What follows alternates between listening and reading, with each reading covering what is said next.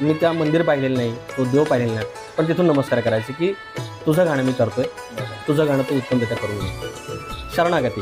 कारण कसं असतं, गावातले काय गोष्टी असतील आपल्याला माहिती नाही ना. आपण फक्त अजम्पशन करतोय, आपण फक्त एक अंदाज लावतो आणि लिहितोय.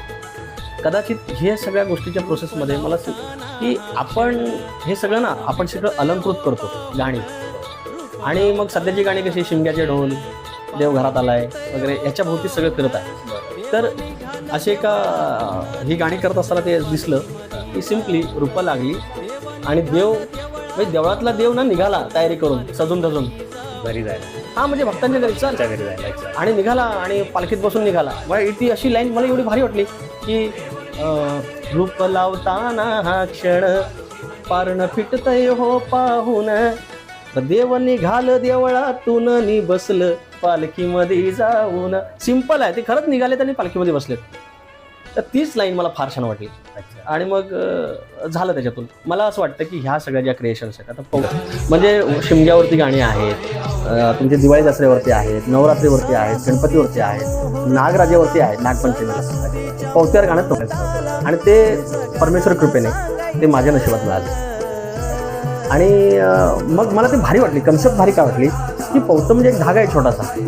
गावाचा देव म्हणजे फक्त गाव सीमेपुरता देव आहे. आता माझी नवलाई आहे, माझी विठलाई आहे, ती तुमचीच ग्रामदेवता असेल याचा प्रकार नाही ना.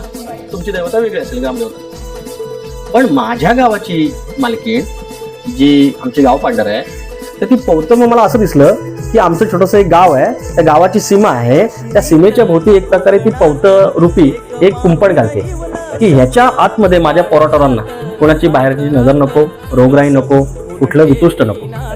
आणि ही गावाची मालकीण आहे आणि ती राखी पाठवते किंवा तो पवतं म्हणजे राखीच म्हणतो ना, पवतं पौर्णिमा म्हणतो की राखी पौर्णिमा म्हणतो, ते पवतं ह्या विश्वाच्या दैवताला पाठवते.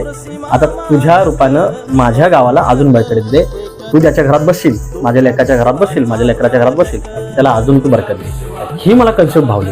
मग हा जो गण आहे हा ग्रामदैवत आणि गणपती बाप्पा यांचं संमिश्रण आहे. म्हणून ते शेवटला एक वाक्य माझं,